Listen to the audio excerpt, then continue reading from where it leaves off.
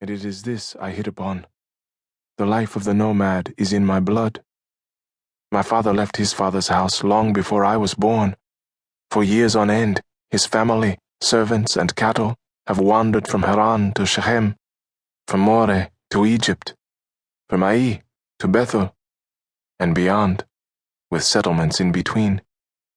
Lo, my people are experts at striking camp, constantly in search of new grazing land, of fresh pasture, moving even deeper into the promised land. I wonder, Father, did your stomach churn like mine the first time you stepped from the safe shadow of your city's gate?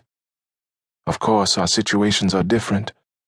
When Jehovah called you out of Ur to conquer Canaan, you had a choice. Or did you? Beginnings. How did I get here, at the edge of the desert, at the edge of tomorrows as pale as the sand?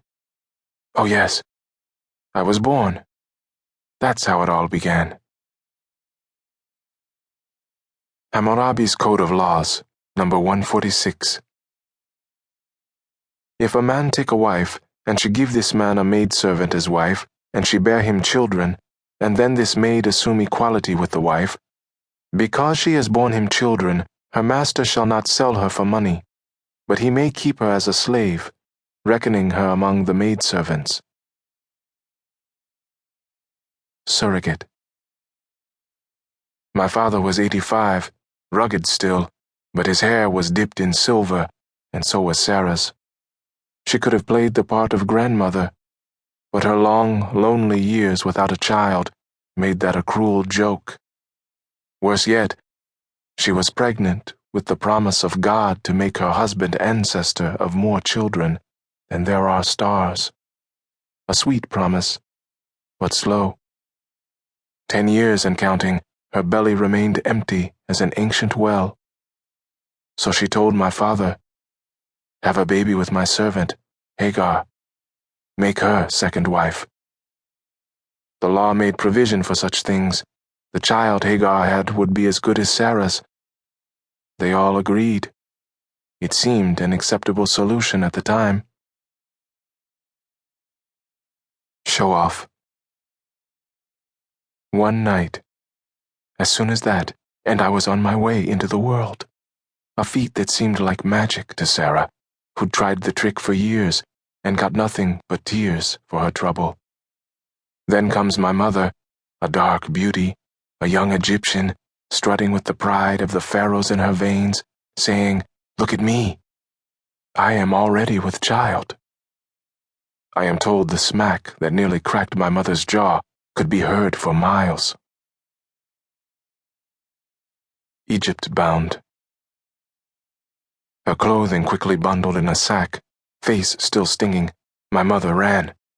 Never mind the murdering sun, the moonless dark, the distance, the danger of strange animals and robbers.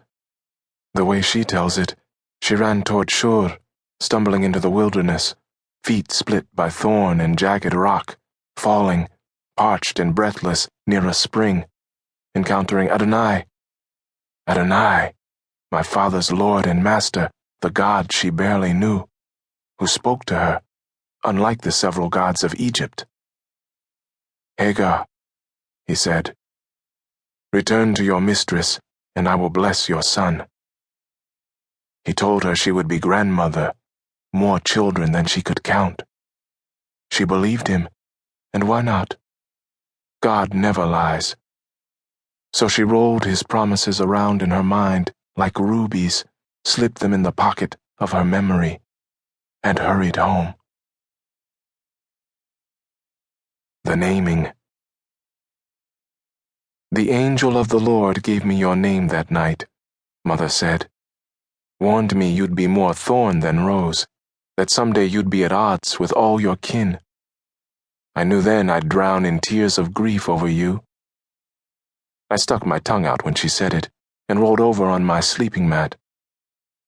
"He knew you, son," she said, "before you ever were."